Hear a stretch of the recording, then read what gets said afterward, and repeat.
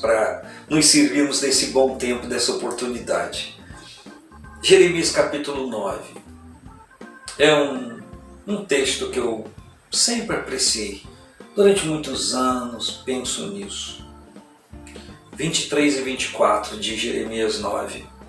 Assim diz o Senhor: não se glorie o sábio na sua sabedoria, nem se glorie o forte na sua força, também não se glorie o rico nas suas riquezas. Mas o que se gloriar, glorie-se nisso, em me conhecer e saber que eu sou o Senhor, que faço beneficência, juízo e justiça na terra, porque destas coisas me agrado, diz o Senhor. Que privilégio, meus irmãos, conhecer vocês. Mas não existe privilégio maior que reside no fato de conhecer o Senhor, de poder me relacionar com o Senhor. A palavra, nesse contexto de Jeremias, está sendo dirigida a um povo soberbo, altivo, orgulhoso, presunçoso. O Jeremias foi levantado por Deus como profeta para falar ao povo de Deus que eles deveriam mudar de atitude, porque senão coisas outras que eles não apreciariam iriam acontecer, que nem o próprio Deus apreciaria. No contexto, eu quero relembrar a você o que o escritor aos Hebreus diz no capítulo 12, que Deus exorta quem ama. Então, quando eu sou alvo da exortação de Deus, da correção de Deus, eu não devo me sentir repelente a Deus ou como se coisa estranha estivesse acontecendo. Mas eu devo encarar isso como o amor de Deus por minha vida. Então, se o amor de Deus expresso na correção é uma prova do seu carinho por mim, eu devo amar esta correção, não aborrecê-la, abraçar para mim e mudar de vida. Óbvio, meus irmãos, que esta palavra ela não tem uma direção objetiva para nenhum de vocês, mas possa ser que em algum momento da história da nossa vida nós percamos a direção, o rumo, o equilíbrio de Deus, e como o ser humano natural tem uma tendência tão grave a se desalinhar com o propósito de Deus, é muito bom guardar a palavra de Deus no coração, para que no momento oportuno nos sirvamos dela e não desencaminhemos nosso próprio ser. Esse povo estava obstinado, o seu rei se imaginava o melhor, por conta da força bélica de Jerusalém, por conta da sua estrutura, de ver-se durante tanto tempo da existência desse povo, como Davi contou o povo, enumerou o povo para sentir-se poderoso, e tantos outros perderam o equilíbrio. Esse povo nesse momento estava vivendo o maior desequilíbrio da sua história. E por conta disso, aconteceu o que aconteceu.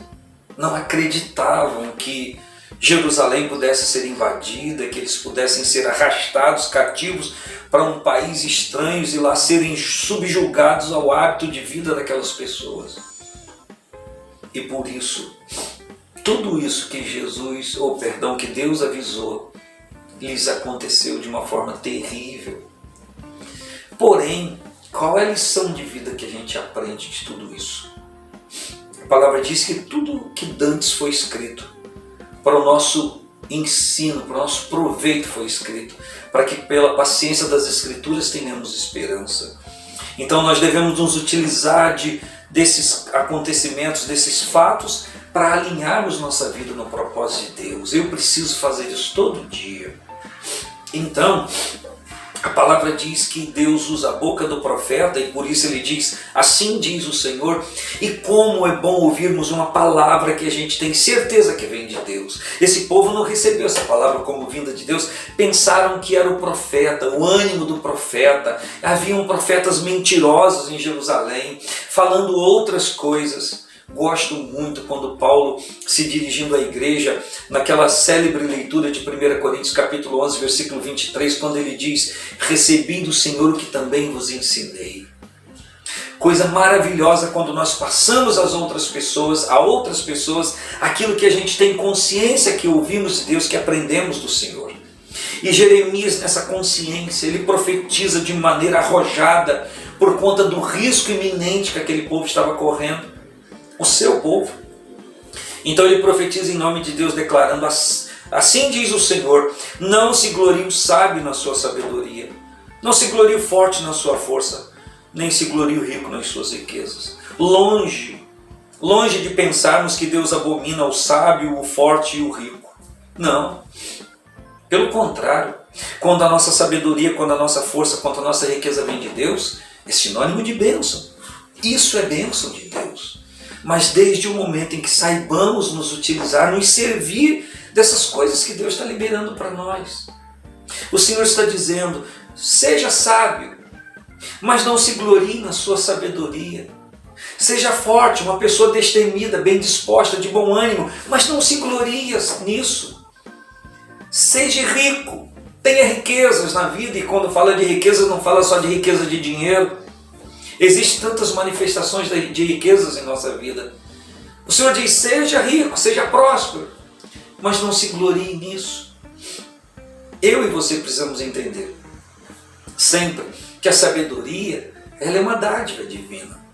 Que a força, não física apenas, mas a disposição de partir para a guerra, partir para a luta, como o Caleb disse: olha, quando eu recebi a promessa eu tinha 40 anos, já se passaram esse tempo e eu estou hoje com 85, mas permaneço bem disposto para entrar e para sair, para guerrear e para conquistar aquilo que é meu por direito, dado por Deus. Em nome de Jesus Cristo, isso é uma proeza, um prodígio de Deus para a nossa vida.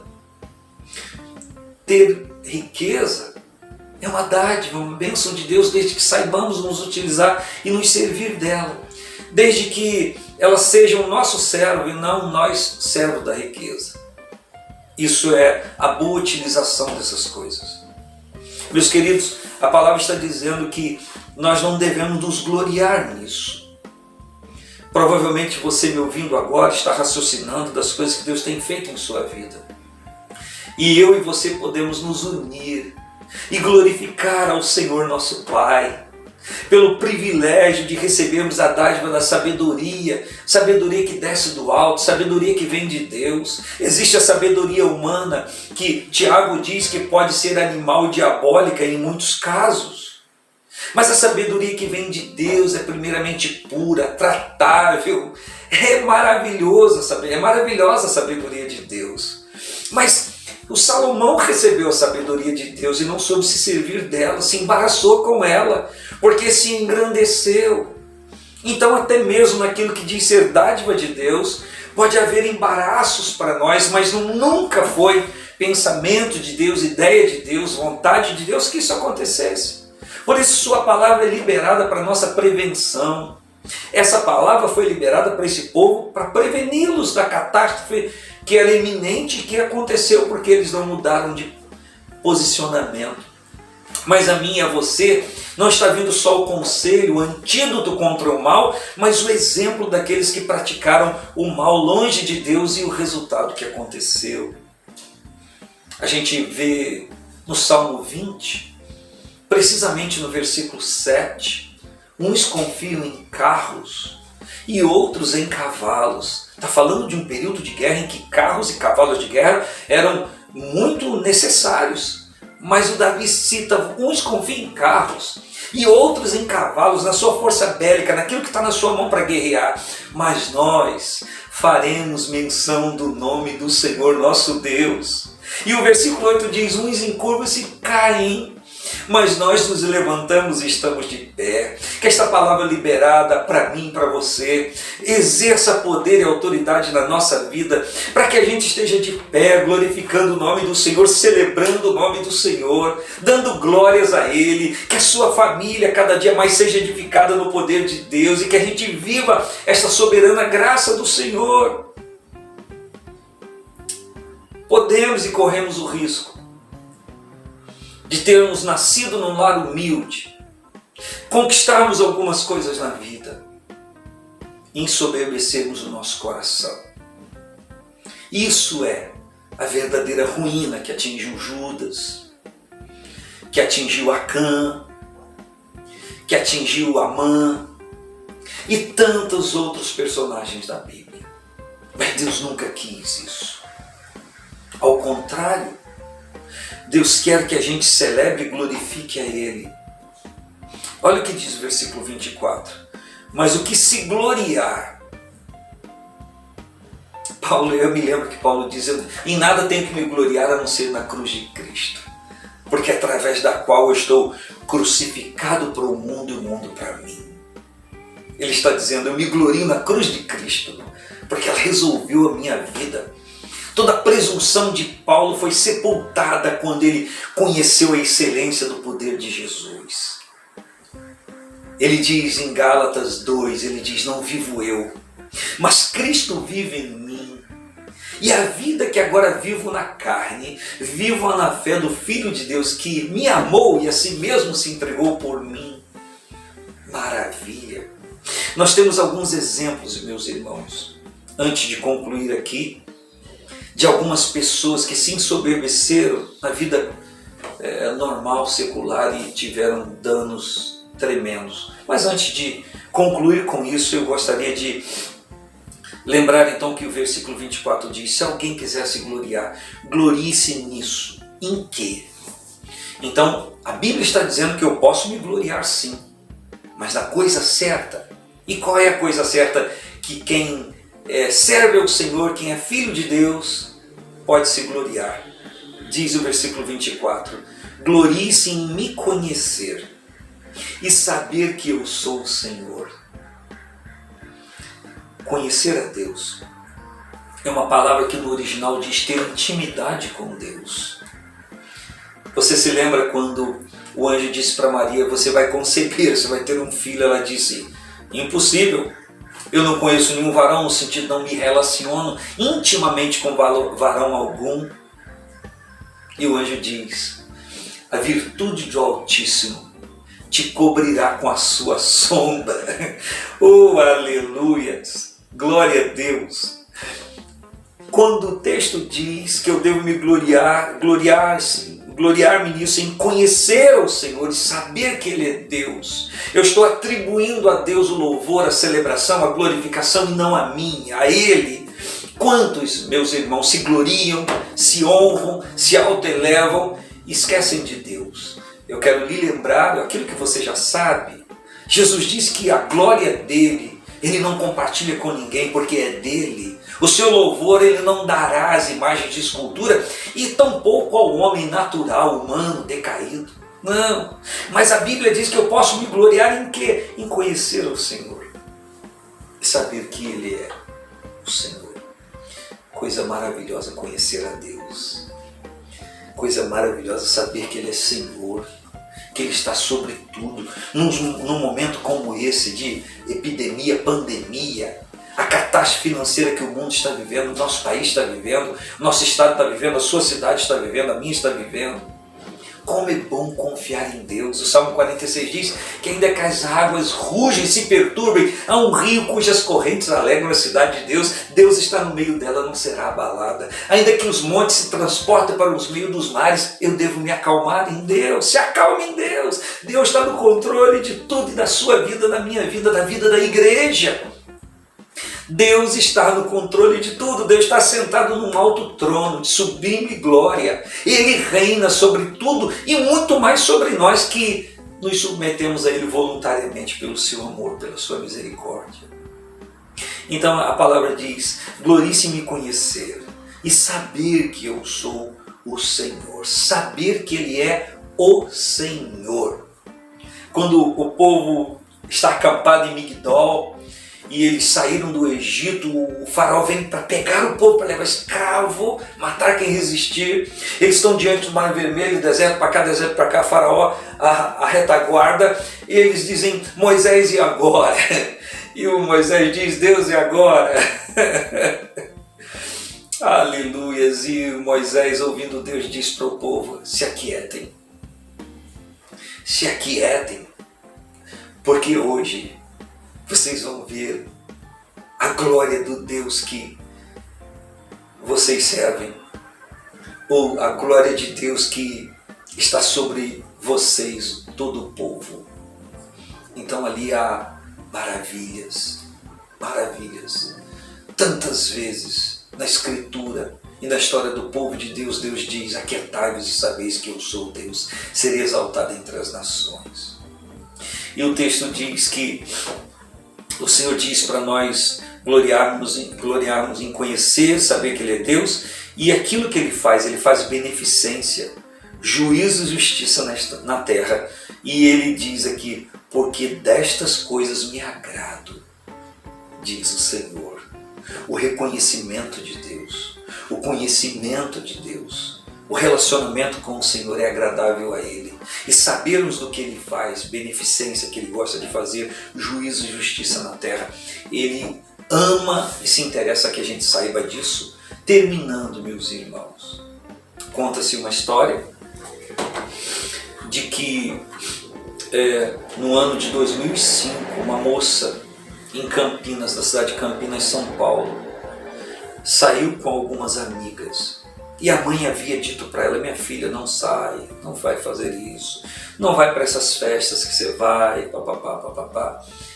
E ela: não, mãe, eu vou sair. Saiu no carro da sua mãe, que havia voltado do mercado de compras. E a sua mãe disse para ela: tá bom, minha filha, já que você vai. Ela vai à porta do carro, as amigas já estão dentro do carro. Ela diz: minha filha, vai com Deus. E vira as costas e entra em casa. E a moça vira para as amigas, querendo dar uma de importante, né? Diz assim: que Deus, se quiser ir, que vá na mala do carro. E a história diz, e é real, que aquela moça capota com o carro. Morrem todos que estão no carro. E quando o serviço socorrista chega e verifica todo o carro, eles encontram na mala do carro um palhão de ovos, totalmente inteiro, sem se quebrar um ovo. Porque aquela moça disse: se Deus quiser ir nesse carro, que vai na mala. Não foi com ela, não foi com elas, por isso morreu. Mas foi na mala onde ela disse que era o lugar de Deus. E sequer um ovo se quebrou. Eu sei que isso pode parecer amistoso para você e até imaginário, até uma lenda, mas isso é fato real. Eu já devo terminar meu tempo, me perdoe, eu estou usando além. Lembra-se do Titanic? O seu construtor idealizador falou: nesse navio nem Deus afunda. E na sua viagem inaugural, todos sabem o que aconteceu. E a história fala de John Lennon, que em 1966, quando os Beatles estão na maior fama, diz: nem Jesus Cristo é mais famoso do que a gente. E todos nós sabemos, ele morreu com 5 tiros desferido por um fã. Tancredo Neves, quando foi eleito presidente do Brasil, teve a maioria dos votos por aquela eleição que foi feita. Ele diz: agora nem Deus me impede de ser presidente desse país. E um dia antes de tomar posse ele morre. Cazuza, num show no Canecão, deu um trago no seu cigarro de maconha e olhou para cima e disse: Deus, essa é para você. E todos sabem, ele morreu cadavérico, carcomido. Marilyn Monroe foi durante muito tempo alvo da pregação de Billy Graham. E um dia Marilyn Monroe disse para Billy Graham: eu não preciso do seu Jesus. Ela foi encontrada morta no seu apartamento, sozinha. E por último, aquela famosa banda AC/DC, antes de Cristo, depois de Cristo, o seu líder, o Bon Scott, ele disse: eu vou seguir o meu caminho, ou o caminho até o inferno. E ele foi encontrado morto, asfixiado com seu próprio vômito. Porque de Deus não se escarnece. Deus não se deixa escarnecer. Quem sabe essa mensagem chegue a alguém que está afastado da presença do Senhor. Quem sabe chegue a alguém que ainda não abraçou a fé em Cristo. A Bíblia diz que todas as coisas Deus faz para que haja diante dele temor. Mas eu quero orar com vocês. Pai querido, seja o teu nome engrandecido, que sejamos protegidos com essa vacina que Deus nos dá, para criar anticorpos espirituais na nossa vida, para sermos protegidos de qualquer coisa que pode gangrenar o nosso ser. Eu celebro o Senhor e o privilégio de ter a honra, Senhor, de falar da Tua Palavra. Em nome de Jesus, amém e graças a Deus. Meus queridos, um grande abraço. Espero em breve estarmos juntos. Fiquem na paz do Senhor Jesus e que a glória do Senhor seja vista, reconhecida sobre todo o povo de Deus e muito especialmente sobre os meus queridos. Em nome de Jesus, amém.